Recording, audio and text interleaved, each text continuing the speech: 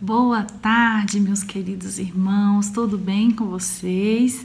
Espero que sim, que essas nossas tardes estejam sendo abençoadoras, trazendo esclarecimentos na vida de vocês e que eu esteja conseguindo fazer essa tradução, né, da psicologia, trazendo uma linguagem mais da nossa perspectiva religiosa, que eu tenho aprendido muito também com esses momentos juntos com os irmãos. Então, espero estar atendendo as expectativas aí dos irmãos.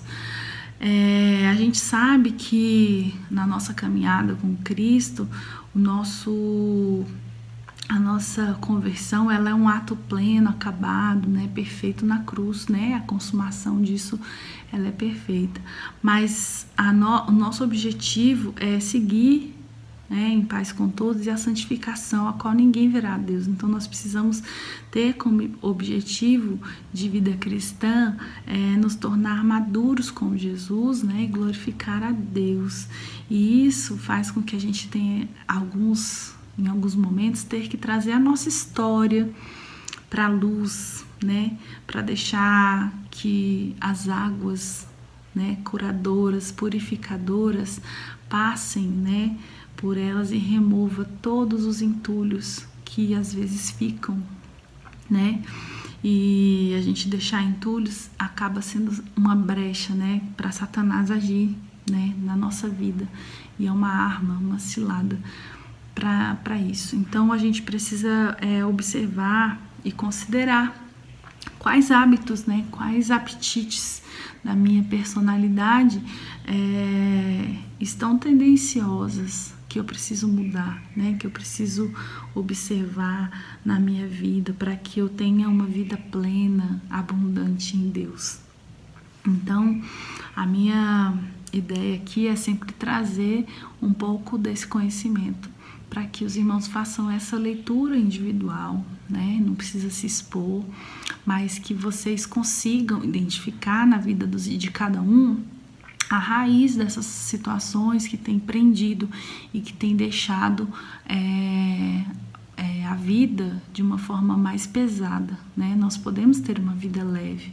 E o conhecimento, a informação, ele dissipa o medo, dissipa esse peso, né? Porque a gente consegue saber em que ponto desse caminho nós estamos e o que nós precisamos fazer para mudar, né? As atitudes que precisamos tomar na nossa vida. Então tem coisas que a gente precisa assumir as responsabilidades para a gente mudar.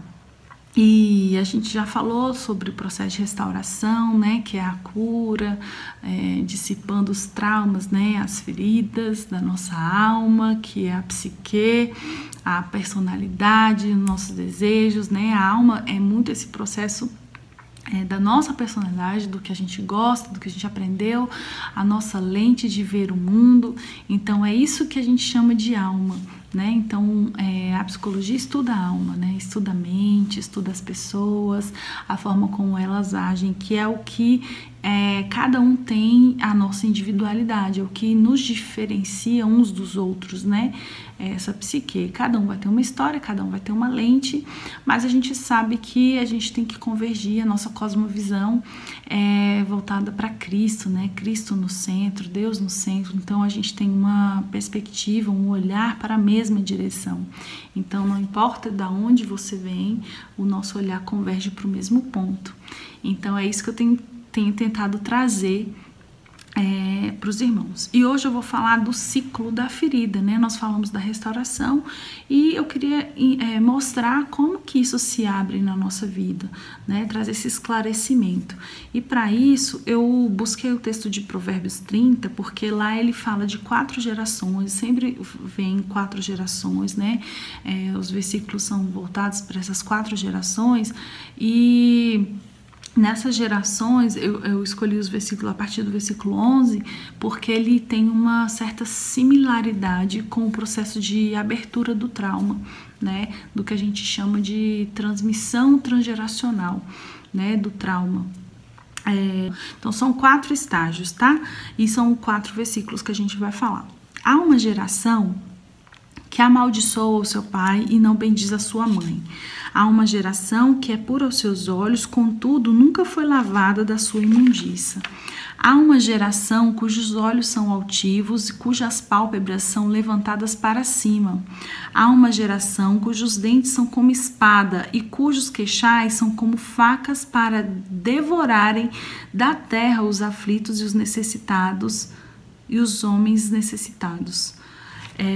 Nessa primeira geração, que ele fala da maldição da geração que amaldiçoou o seu pai e não bendiz a sua mãe, ele fala do impacto moral e emocional da rejeição familiar, das decepções com os modelos de autoridades mais significativos da nossa vida, né? E essa carga, né, emocional, ela geralmente vem uma rejeição, uma injustiça, um sentimento de abandono, né?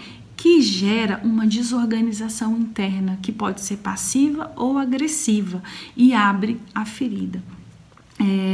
A segunda, que é a geração dos olhos, a seus olhos ser puro, mas nunca foi lavado da sua imundícia, é uma sutil e sinistra capacidade da gente disfarçar a verdade, né, lá dentro, a verdade íntima, em busca de reconhecimento. É uma dor do orgulho que está implícita, né? E aí a gente ressalta a religiosidade, às vezes para maquiar e encobrir essa derrota, e retarda o processo de cura, dificulta o processo de cura, porque eu tento esconder a ferida e eu impeço que o remédio seja colocado, e a gente viabiliza o processo de infecção. A terceira, que é a geração dos olhos altivos, cujas pálpebras estão para cima, né? É uma tentativa de compensação, né? E aí já vem o processo de infecção, ela é uma exposição da ferida, a ferida já está explícita, né? A dor do orgulho ferido explícito. Então são as pessoas que já estão arrogantes, soberbas, competitivas, que tentam contrabalancear esse sentimento de inferioridade, de abandono, de rejeição, né? E aí tende a ser até uma inspiração para alguns trabalhos, mas o espírito tá errado, né? A viés que tá usando é errado. A quarta é a geração dos dentes lá, né? Dos dentes que são espadas, né? Aqueles queixais que são como facas, né? Que devoram os aflitos e as pessoas necessitadas. E aí já é a propagação, né? Eu tô lá no processo já de contágio, eu tô contagiando as pessoas com meu espírito crítico, agressivo, né? Eu vou sendo escravizado desse processo contagioso. E aí fecha o ciclo e perpetua, porque eu vou a minha amargura, ela vira contagiosa. Da mesma forma, eu uso a mesma arma, né, com qual a gente foi ferido, a gente passa a ferir as pessoas. E aí fecha o ciclo, né, é o ciclo da ferida. Então, nós vamos falar especificamente de cada um.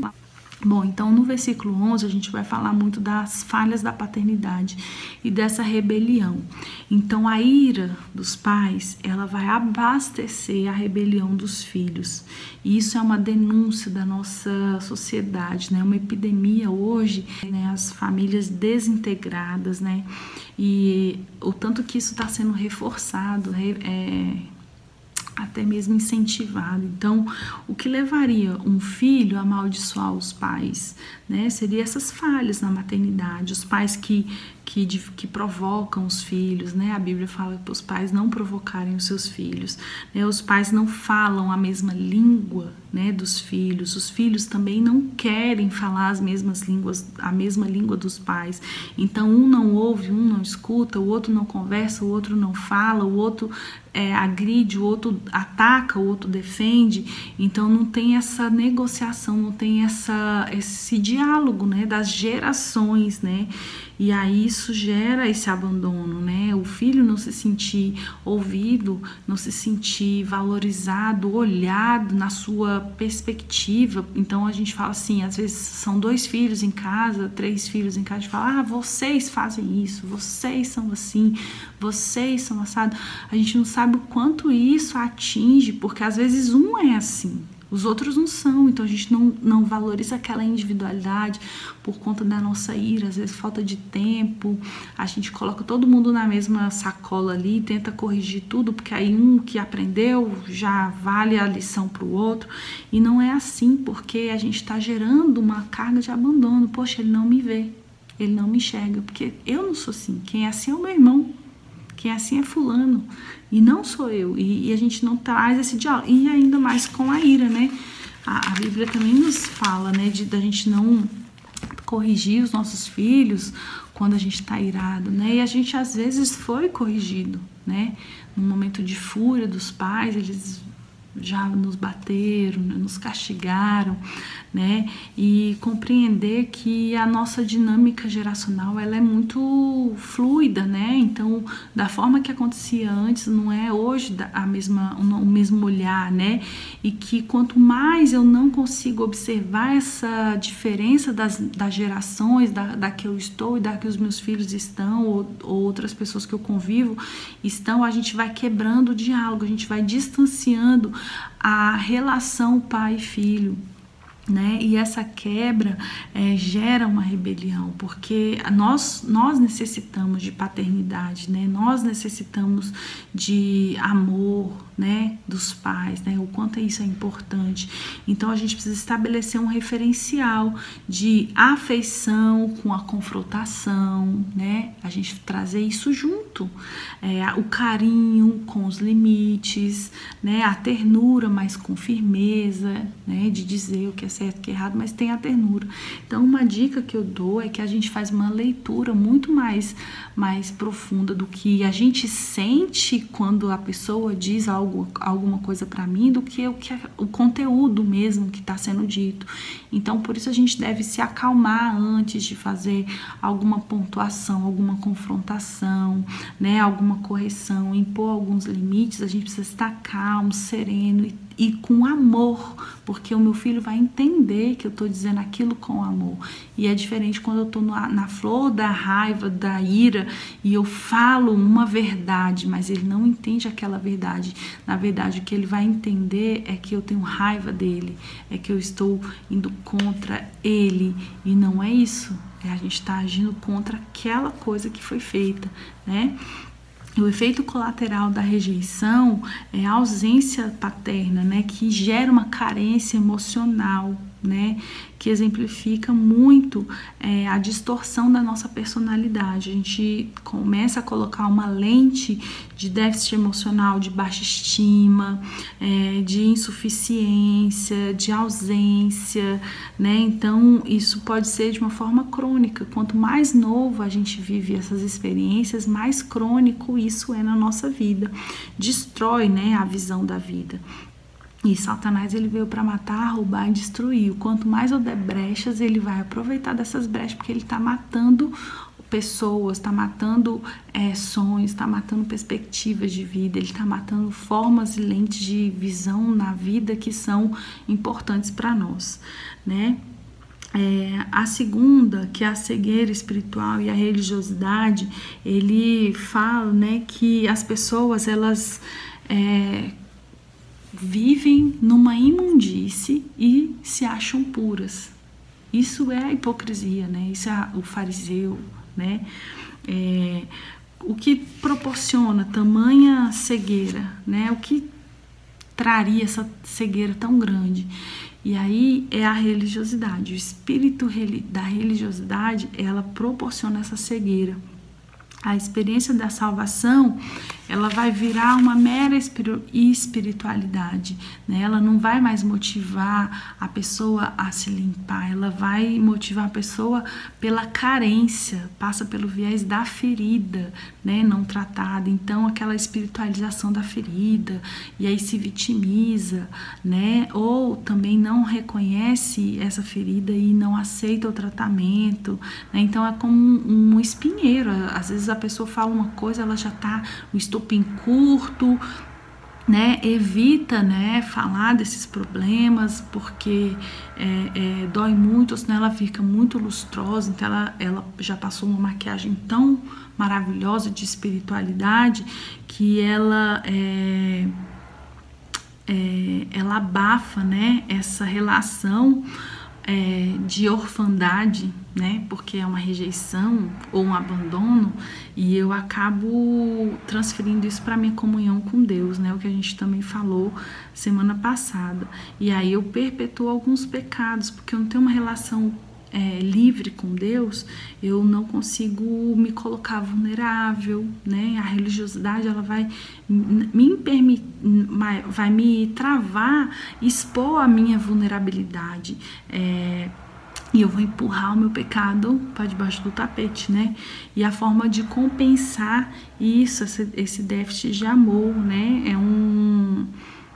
É a busca pela aceitação. E eu vou cauterizar a consciência, anular os mandamentos de Deus, né? Que o Senhor fala da gente confessar os nossos pecados.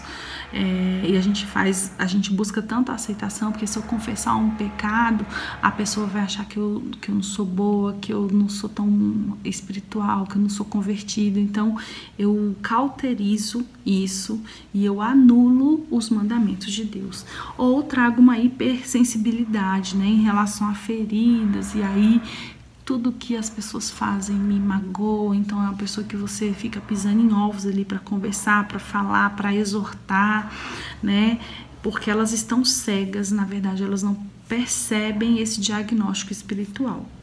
E o efeito colateral disso é a justiça própria, né? Que aí eu não vou deixar o Senhor trabalhar na minha vida, né? Eu mesmo vou fazer justiça. Eu mesmo vou agir em meu favor, né? E aí a gente busca Deus, né? No nosso interior, a gente sabe que a gente precisa ter um interior humilde, né?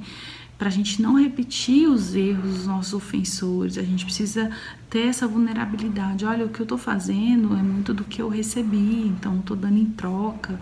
E o Senhor, Ele quer que a gente seja humilde, que a gente diga, né, que a gente fale das nossas fragilidades.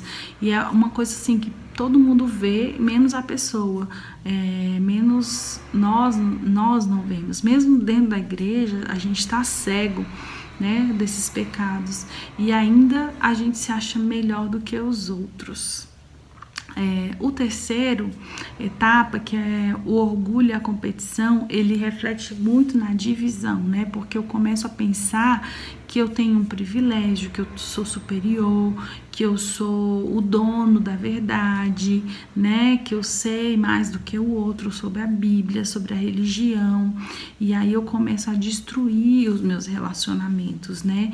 E eu deixo também que o mover de Deus não aconteça ali, porque eu desperto o meu orgulho e a minha superioridade, né? E isso é uma forma de demonstrar imaturidade, né? A fragmentação, né? A gente precisa observar que sempre tem, de um lado da superioridade, tem uma inferioridade acontecendo. São sempre dois extremos, né? O quanto essa superioridade demonstra a minha inferioridade, né? Ela é uma lei da compensação, né? A soberba, ela só tá ali tampando a ferida, né? Tá escondendo a ferida, é a maquiagem que a gente estava falando.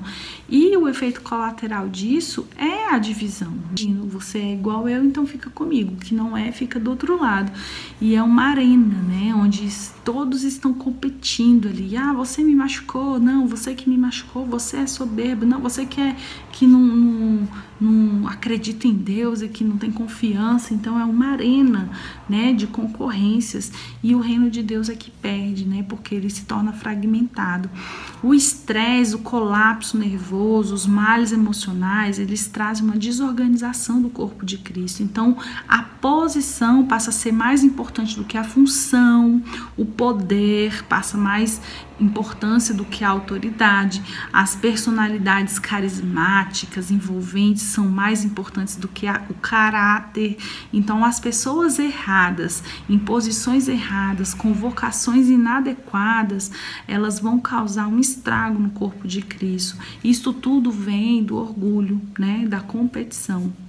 É uma síndrome da maioridade, na maturidade, da independência. É um adolescente, fica a experiência que teve com os pais, sacrifica o lugar de Deus e gera um espírito de orfandade, né? Um vazio, sofrendo profundas perdas, né? No campo da nossa identidade. A paternidade nos traz a visão da nossa identidade, de quem nós somos, né?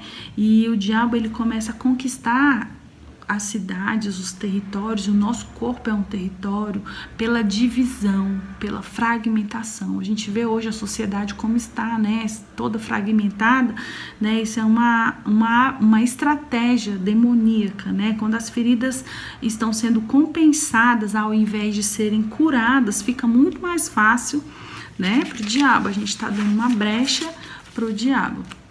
Por que a unidade é tão difícil? Porque ela exige humildade. Perdoar exige abrir mão do direito de revidar, do direito de estar na posição de injustiçado. Eu tô abrindo mão disso, né? Então é uma humildade, é uma humilhação. E por isso é tão difícil. A gente tem um orgulho muito pesado, muito forte na nossa vida. Isso tem sido arma muito forte também na mão do diabo. E a quarta e última é a maledicência, né? Que o poder da morte e da vida está na nossa língua. Bênção e maldição estão ligadas pela palavra, pela fala. E no versículo a gente fala muito do queixal, da boca como espada, dos dentes afiados, né? Que é a propagação da ferida. A maledicência, gente, ela vem do orgulho traumatizado. As pessoas que são maledicentes, elas têm feridas, são pessoas duras, críticas, que não têm misericórdia.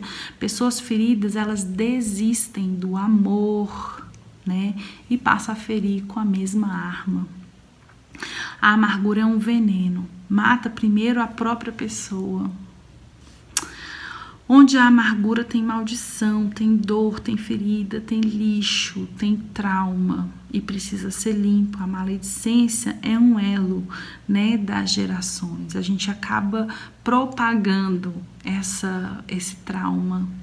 E é quando a gente fala da maldição hereditária, a gente está falando justamente do tanto que isso gera de consequências, né, de correção, de necessidade de correção desse ciclo, de interrupção desse ciclo, de estarmos na brecha como intercessores para interromper esse ciclo vicioso da transmissão transgeracional dos traumas na nossa geração, na nossa família, no nosso legado familiar. Né? E o diabo, ele tem maior interesse em que as pessoas feridas permaneçam feridas. Ele não tem interesse na sua cura, né? Principalmente dentro da igreja, porque a gente começa a ferir os nossos irmãos e começa a trazer a divisão nos nossos próprios irmãos. E a gente passa a agir com tanta crítica que a gente faz com que outras pessoas se sintam feridas, né? A gente vai abrindo novas feridas. E a maior arma do diabo hoje tem sido a boca dos cristãos dentro da igreja, porque a maledicência, ela causa estragos profundos, né? Então a gente já entendeu que para interferir nesse ciclo da ferida, né, a transmissão transgeracional desse trauma, dessas feridas, é o perdão. O caminho para isso é o perdão. E o caminho para o perdão é a humildade. A gente olhar para as nossas histórias familiares, né, singulares, a gente perceber quais são os comportamentos que a gente vem perpetuando, né, os sofrimentos psíquicos que os nossos antepassados tinham e o que a gente tem e o que a gente está transmitindo, né? Isso é um legado, né? A gente teve uma pregação do pastor Abimael domingos passados pela manhã, que ele falou justamente de um legado saudável, né? Que nós temos que passar para os nossos filhos, né? E aí a gente sofre as consequências dessa transgeracionalidade através de um legado, né? Das heranças que a gente às vezes começa a repetir os erros, os padrões das nossas gerações passadas. E a gente precisa, na verdade, interromper isso, né? Permitir que Deus corrija esses erros, né? Para que Ele possa nos tratar. Então, lembre-se que o maior interessado em nos manter feridos é o diabo. Então, quanto mais eu puder abrir os meus olhos e enxergar as minhas dores, os meus traumas e permitir que esses traumas sejam curados, isso vai ser menos transmitido para as pessoas ao meu redor, para os meus filhos, vai melhorar o meu relacionamento com eles e também permitir com que o Senhor nos deixe numa vida limpa, abundante diante de Cristo. Então é isso que eu queria falar hoje com os irmãos, espero realmente ter trazido esclarecimentos, né?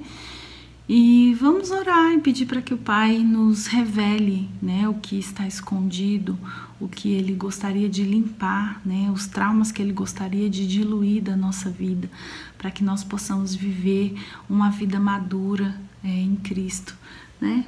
Então vamos orar. Senhor, Deus e Pai, muito obrigado por este estudo, Deus. Obrigado porque o Senhor é quem fala por nós. Obrigado porque o Senhor tem trazido esses conhecimentos à nossa vida e que possamos, ó Deus, ser limpos e lavados pelo Teu sangue, ó Deus. Obrigado porque nós vivemos a experiência da conversão, ó Deus, com Cristo e que a cruz do Senhor, a cruz de Jesus, ó Deus, é que nos limpa, mas que nós, ó Deus, possamos trazer a nossa história, nosso legado familiar, transgeracional, as nossas atitudes e hábitos atuais, ó Deus, que possamos trazer a Tua luz, ó Deus, e trazermos essas verdades para fora, ó Deus, para que o Senhor possa limpar, curar e restaurar e que possamos caminhar sempre, ó Deus, para o caminho da santificação. Esse é o nosso desejo, ó Deus, que o Senhor nos traga, ó Deus, a humildade e facilidade, ó Pai, de perdoar. Que nós possamos, ó Deus, deixar de ser competitivos, ó Deus, e trabalharmos em prol de uma vida abundante contigo, ó Pai, que possamos trazer a nossa vulnerabilidade, porque sabemos que contigo somos fortes, ó Deus, e que nós fechamos, ó Pai, as brechas e os locais onde o inimigo pode fazer forte nas nossas vidas e atingir o corpo de Cristo, ó Pai, com espírito de divisão. Que o Senhor nos faça, ó Deus, cada vez mais unidade, corpos e juntas, alinhadas e ligadas, para trabalharmos, ó Deus, por Ti e para Ti neste reino, ó Deus, que possamos ser discípulos, ó Deus, saudáveis, ó Deus, porque assim, ó Pai, nós podemos multiplicar discípulos também saudáveis e íntegros, ó Deus, contigo, ó Deus, parecidos com Jesus, que nós possamos buscar a nossa história e que o Senhor nos revele o que precisamos mudar e ser limpo na nossa vida. Esse é o meu desejo, Senhor, em nome de Jesus. Amém. Amém, meus queridos.